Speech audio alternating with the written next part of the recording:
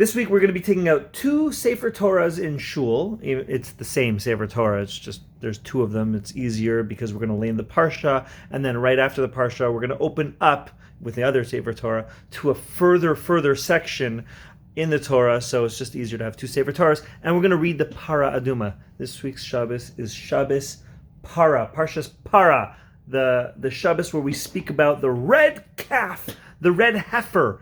There's a red cow that we slaughter, and we take its ashes, and there's just a lot of mystery about it. We don't really understand how it is that the ashes of this cow make somebody who's impure pure, and meanwhile the person who's involved with making these ashes becomes impure himself.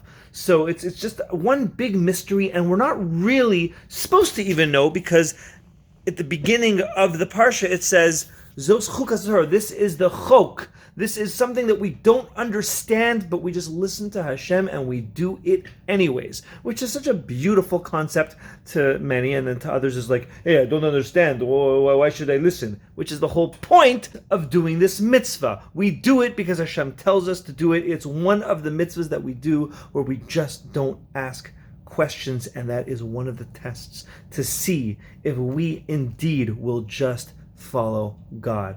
I want to go a little bit further into it. Just me personally, I'm just learning a lot about it, and it's just very appropriate that we take this parsha and we actually read it right after Purim, right before Pesach, every single year. So what does that have to do with Pesach? Well, on Pesach, we would be going to the Beit HaMikdash, the Holy Temple, if it was still standing today. God willing, we'll be back very, very soon. And we'll bring back all the forefathers from the dead. Avram, Yitzchak, Yaakov, Moshe, Aaron, David, Shlomo, Sarv, Rachel, Leah, and all the other people. And we're going to be celebrating one day. Let us all say Amen.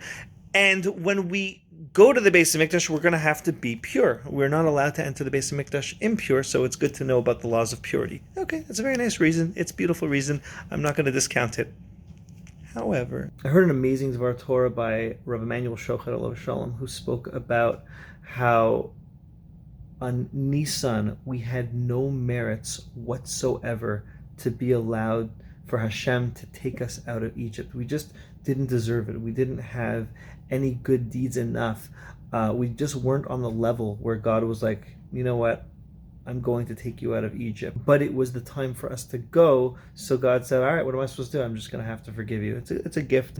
Hopefully in 49 days, which they did, they accepted the Torah at Har Sinai on the holiday of Shavuos. And that's coming up 49 days, 7 weeks exactly after Pesach. But at the time of leaving Egypt, we just didn't have any merit, and which is awesome, because every year we commemorate this by still, even if we have no merit, God says, I will forgive you. So we just get this free forgiveness, and don't forget it, every Nisan, which is coming up. So it's just something, it's like a fresh slate, a fresh start that we're going to be able to have in the new month. So it's something to really, really think about, as opposed to Yom Kippur, where we actually have to work for it super hard. We have to beg, fast, cry, say slichot for 40 days until Yom Kippur. But in contrast with that, Hashem is like, I'm just going to give it to you. There's no logic behind it. I'm just going to do it. So in the merit of the fact that there's no logic, hey, let's learn about a rule that we keep, a mitzvah that we keep, the mitzvah of the Parah Aduma, and we read it, and maybe, possibly, that I'm thinking to say, listen, this is something that we keep, and we don't even understand the reason. We just do it for you. So even though there was no reason for us to be forgiven for every single thing, maybe, hey, cool, works both ways. We're commemorating that, so please, once again, this Nisan, hopefully we'll have a brand new, clean slate, and it'll be awesome. All right? Have a great Shabbos, a clean Shabbos, and happy Shabbos, realizing that we're getting our clean slate. Awesome.